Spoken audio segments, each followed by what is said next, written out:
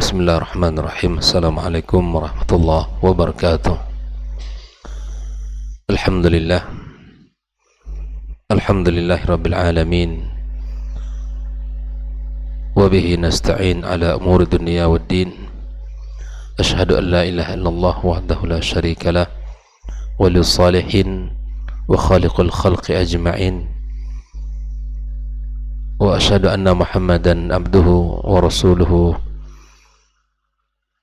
as-sadiqul amin. Fa salawatu rabbihi wa salamu alaihi. Allahumma bika asbahna wa bika amsayna wa bika nahya wa bika namut wa ilaika nusyur.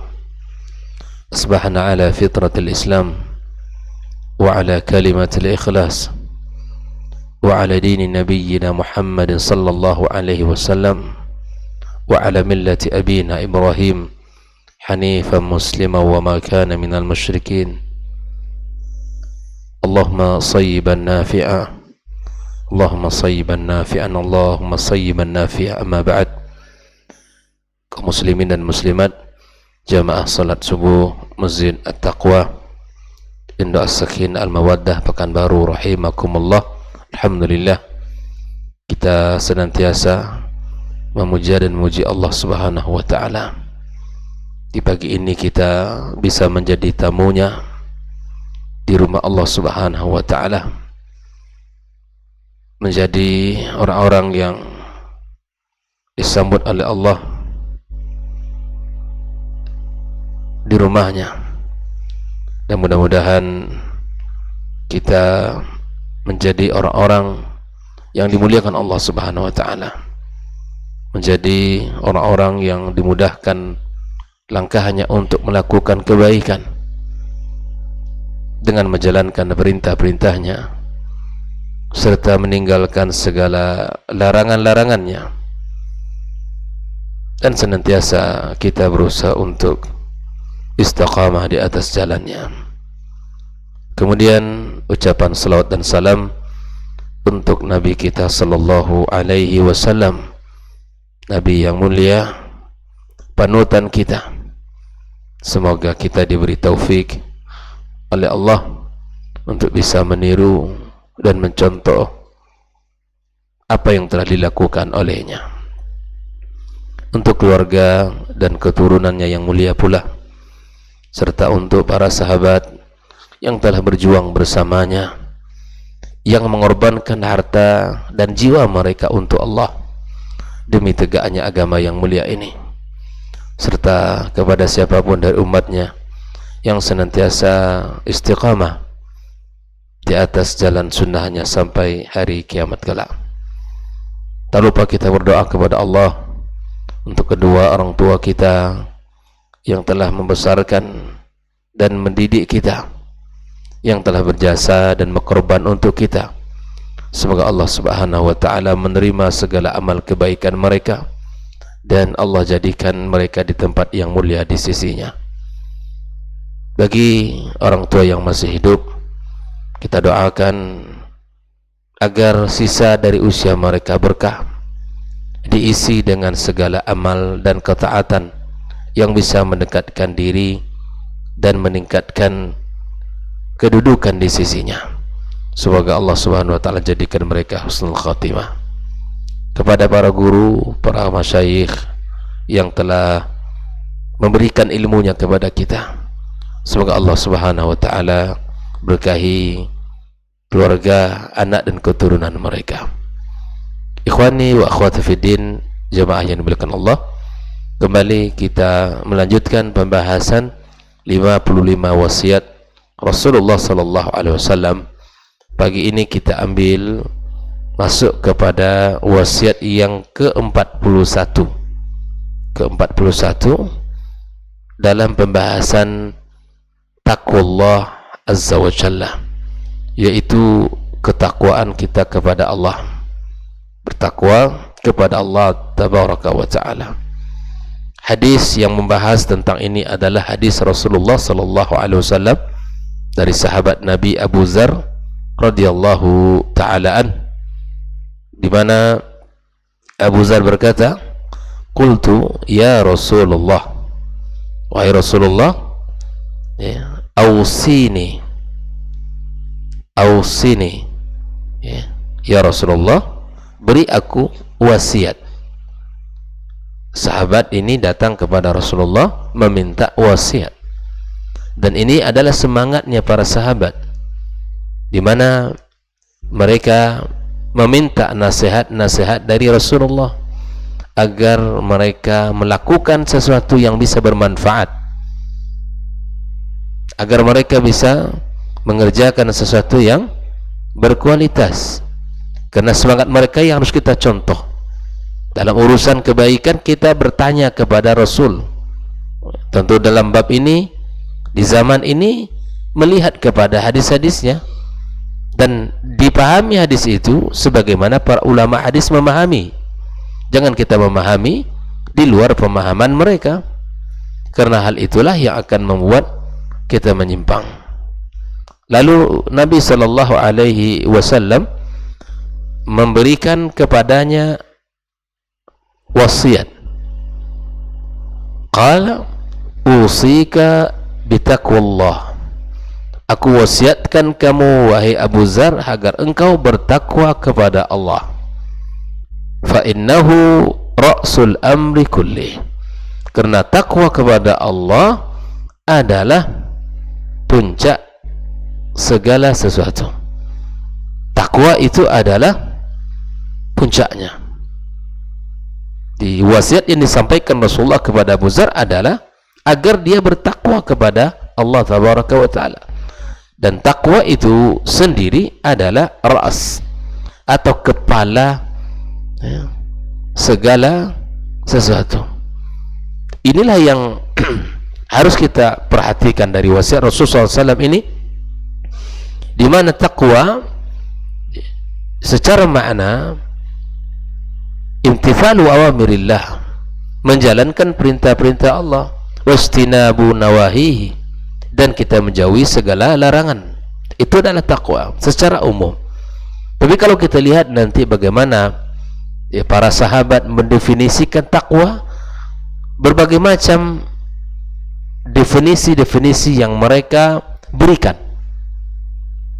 Dan hal ini adalah lahir dari mana sikap mereka sendiri di dalam menjalankan perintah Allah itu, sehingga ragam kalimat yang mereka tuturkan, berbagai macam syarat atau ciri-ciri yang mereka sebutkan, seperti yang tidak luput dari kita dari apa yang diucapkan oleh Ali bin Abi Thalib radhiyallahu ta'ala anhu, bahwa takwa, kata beliau, adalah al-khawfu minal jalili. Takwa itu adalah di mana kita takut kepada Allah, menanamkan rasa takut kepada Allah.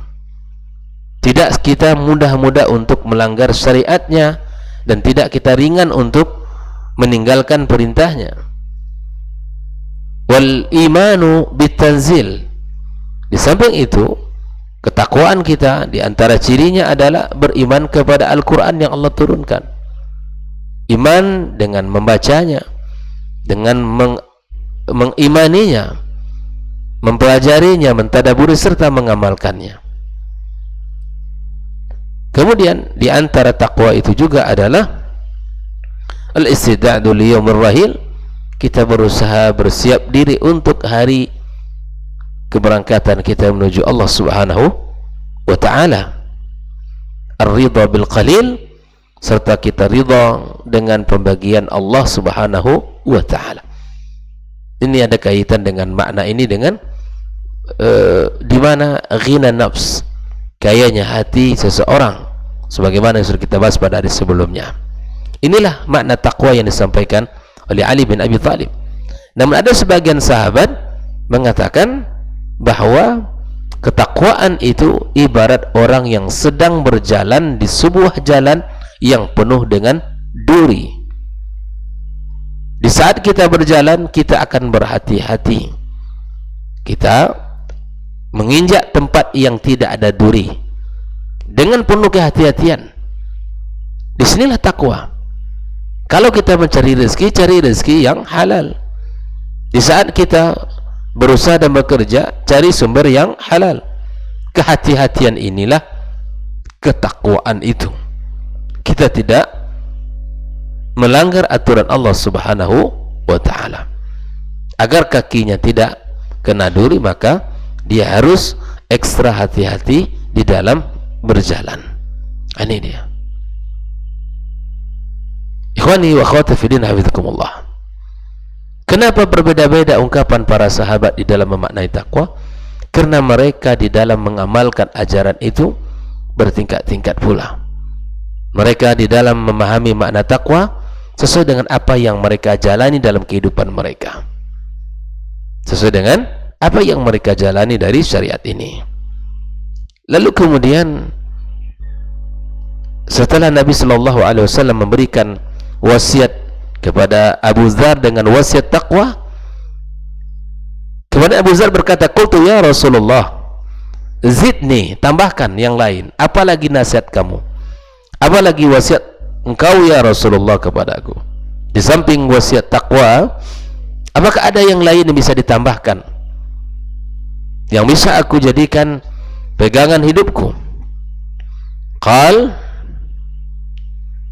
Kemudian Rasulullah Sallallahu Alaihi Wasallam mengatakan dalam wasiat berikutnya adalah, "Alaika bitilawatil Qur'ani." Hendaknya engkau wahai Abu Dzar senantiasa membaca Al-Quran, wa zikrillahi ta'ala, kemudian engkau berzikir kepadanya, fa innahu nurun laka fil ardi wa zikrun laka fis sama, karena sesungguhnya itu adalah cahaya bagi kamu di muka bumi dan sebagai ingatan bagi kamu di langit. Orang yang membaca Al-Quranul Karim dan orang yang berzikir, maka subhanallah, mereka akan memiliki cahaya di muka bumi ini. Jalannya terang, jalannya terang, tidak ada yang tidak jelas, karena dia mengikuti Al-Quran sebagai panduan, mengikuti Al-Quran sebagai jalan hidupnya, maka dia akan terang sekali. Tidak ada yang yang tidak jelas. Hidupnya akan senantiasa mudah, dan hidupnya akan senantiasa terarah karena berpandu kepada Al-Quranul Karim. Dan di langit, maka dia sebagai orang yang disebut-sebut, sebagai orang yang senantiasa dibanggakan, sebagai orang yang senantiasa dikenal di makhluk langit sana. Makanya Nabi kita Sallallahu Alaihi Wasallam mengatakan, orang yang senantiasa berzikir kepada Allah Subhanahu wa ta'ala itu seperti orang yang hidup, dan orang yang tidak berzikir seperti orang yang sudah mati. Maka itu ikhwani wa akhwati fiddin, inilah tiga yang disampaikan Rasulullah SAW, tiga wasiat kepada Abu Dzar. Yang pertama dengan menjaga ketakwaan kepada Allah, yang kedua dengan memperbanyak tilawatil Quran serta memperbanyak zikir kepada Allah Subhanahu wa ta'ala.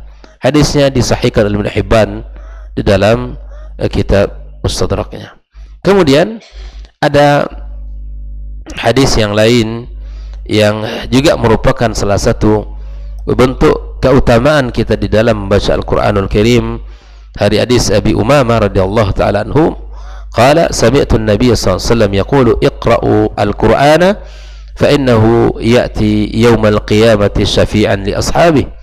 Bacalah Al-Quran itu karena dia akan datang pada hari kiamat memberi syafaat bagi yang membacanya.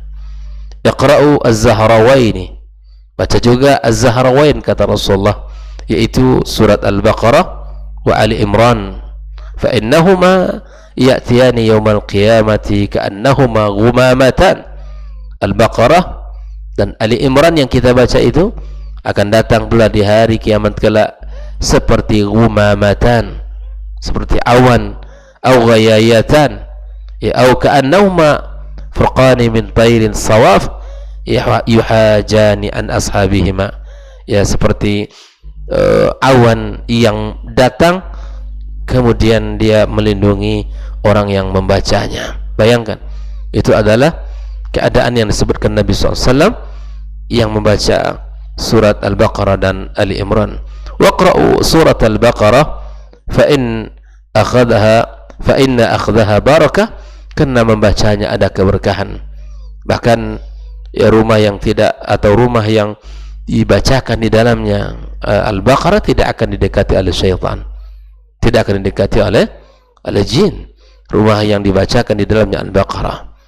Makanya di antara sunnah yang mesti juga kita jaga adalah di mana tempat-tempat yang kita baru kemudian kita tinggal di situ, kita bacakan surah Al-Baqarah sebagai bentuk penjagaan diri kita dan keluarga kita. Dan hal ini telah disampaikan Rasulullah sallallahu alaihi wasallam. Ikhwani wa akhwati fi din, hafizakumullah wa ra'akum. Inilah hadisnya. Di antara hadis yang lain pula yang disebutkan dalam pembahasan bab ini adalah tentang di mana Nabi kita SAW mengatakan, ya yuqalu li sahibil Quran, akan dikatakan kepada sahibul Quran, iqra warattaqi warattil kama kunta turattil fid dunya, fa inna manzilataka inda akhir ayatin taqra'aha. Bahwa akan dibacakan, disampaikan kepada para ya pembaca Al-Quran, bacalah, naiklah terus dan lantunkanlah ayat Al-Quran sebagaimana kamu dulu melantunkannya di dunia. Sesungguhnya akhir ayat yang kamu baca itulah kedudukanmu di dalam surga. Subhanallah, inilah sebagai bentuk ya busyra dari Nabi kita sallallahu alaihi wasallam untuk umatnya. Dan wasiat ini tentu berlaku kepada siapapun, kepada siapapun dari umatnya. Tidak hanya berlaku kepada sahabat Abu Dzar saja yang mendapatkan ya nasihat yang sangat indah, nasihat yang sangat berharga dari baginda kita sallallahu alaihi wasallam. Oleh ikhwani wa akhwati fiddin, dengan kita bertakwa kepada Allah, dengan kita memperbanyak tilawah, serta kita memperbanyak zikir-zikir kepada Allah, diharapkan kita menjadi hambanya yang paling baik nanti di hari kiamat kelak. Orang yang paling berbahagia, orang yang paling ya senang nanti di hari kiamat kelak, karena kebaikan dari apa yang telah ia lakukan di dunia, ketakwaan yang bisa menjaganya, memagarnya dari kemaksiatan, kemudian tilawatil Quran yang akan bisa mengangkatnya, yang membawa cahaya untuk dirinya. Dan begitu pun orang-orang yang berzikir kepada Allah, Allah sediakan baginya ampunan yang besar serta pahala-pahala yang tak terbatas di sisi Allah Subhanahu wa taala. Dan semua ini adalah amalan yang mudah-mudahan bisa kita kerjakan dalam kehidupan kita, yang akan bisa menolong kita pada hari yauma la yanfa'u malun wala banun illa man atallaha biqalbin salim.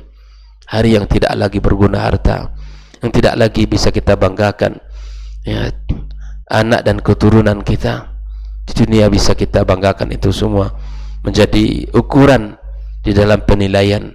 Tapi hari itu ini semua akan sirna dan tidak akan bisa lagi kita jadikan sesuatu yang kita banggakan seperti mana kita banggakan di dunia, kecuali hati-hati yang datang kepada Allah dengan beriman, hati-hati yang datang kepada Allah dengan tauhid, yang penuh dengan ta'zim kepada Allah, menjaga dari kesyirikan dan senantiasa menjalankan syariat dan ajarannya.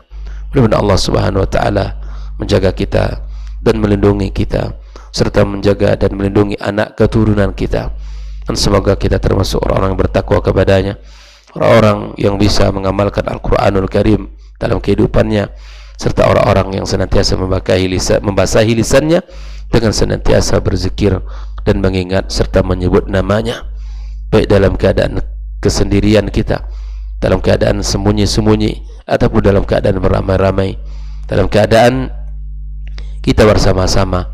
Mudah-mudahan Allah berikan taufik kepada kita semuanya. Apa yang bisa disampaikan pagi ini menjadi renungan dan pelajaran untuk kami dan kita semua, dan kepada siapapun yang mendengarkan kajian kita pada pagi ini. Semoga Allah Subhanahu wa taala jadikan kita orang-orang yang cinta kepada amal saleh. wa sallallahu ala nabiyyina Muhammadin wa sallam. Wa subhanakallahumma bihamdik asyhadu an la ilaha illa anta astaghfiruka wa atubu ilaik. Wassalamualaikum warahmatullahi wabarakatuh. Orang yang keluar dari rumahnya menuju rumah Allah untuk menuntut ilmu syar'i, maka sungguh dia sedang berjalan di jalan ilmu, dan itu akan memudahkannya untuk menuju surga Allah Subhanahu wa taala. Man salaka tariqan yatlubu fihi ilman salakallahu bihi tariqan min turuqil jannah.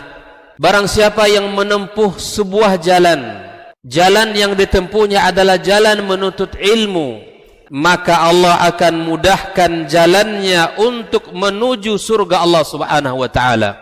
Orang yang berangkat ke masjid untuk menuntut ilmu syar'i dianggap sebagai jihad fi sabilillah. Nabi alaihi salatu wassalam bersabda, "Man dakhala masjidana hadza," barang siapa yang memasuki masjid kami ini, yakni Masjid Nabawi, liyata'allama khairan, untuk belajar atau mempelajari kebaikan, au yu'allimuhu, atau dia mengajarkan kebaikan, kal mujahidi fi sabilillah, adalah seperti orang yang berjihad di jalan Allah. Mudah-mudahan kehadiran kita di rumah Allah yang mulia ini, tujuan kita hanya satu, untuk mencari ridha Allah tabaraka wa ta'ala. Mudah-mudahan ilmu yang kita pelajari, ilmu yang memberikan keberkahan, yang menerangkan jalan kita dan senantiasa menjaga kita di jalan Allah Subhanahu wa ta'ala.